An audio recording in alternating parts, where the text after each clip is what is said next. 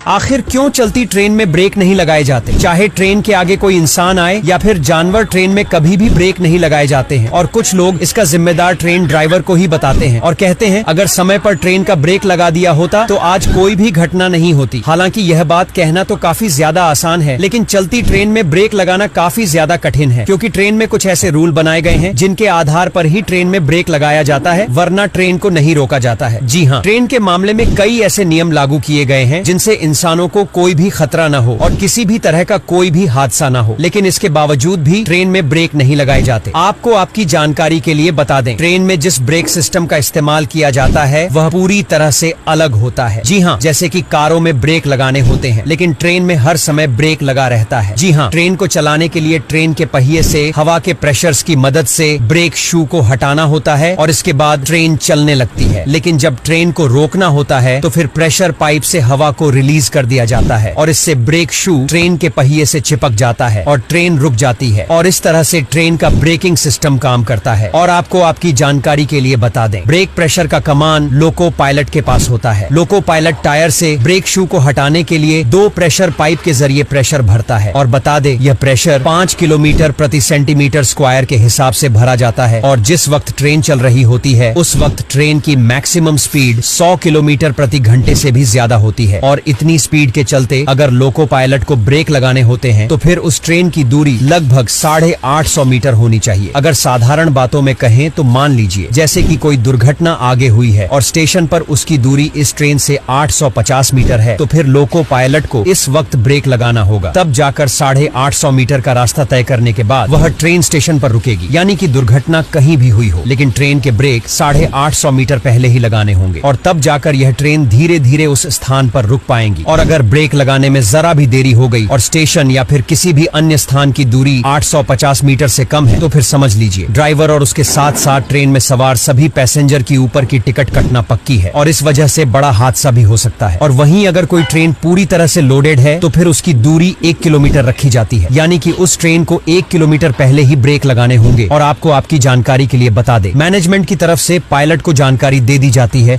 कि वह आउटर पर ही खड़े रहे, क्योंकि सामने से ट्रेन आ रही है और इतनी दूरी से लोको पायलट को ट्रेन या फिर किसी खतरे को देखना नामुमकिन है। और वहीं अगर कहीं पर भी मोड़ आ जाती है तो फिर सिचुएशन और भी ज्यादा गंभीर हो जाती है, जिसमें ट्रेन को रोक पाना लगभग नामुमकिन ही हो जाता है। और यही कारण है कि खतरा देख ना पाने की वजह से अक्सर लोको पायलट ट्रेन को पहले नहीं रोक पाता है, यानी कि 850 मीटर पहले ब्रेक नहीं लगा पाता। और जब ट्रेन लास्ट मोमेंट पर आती है तो फिर ट्रेन को रोक पाना लगभग नामुमकिन हो जाता है। और वहीं अगर देर में ट्रेन को रोका गया तो ट्रेन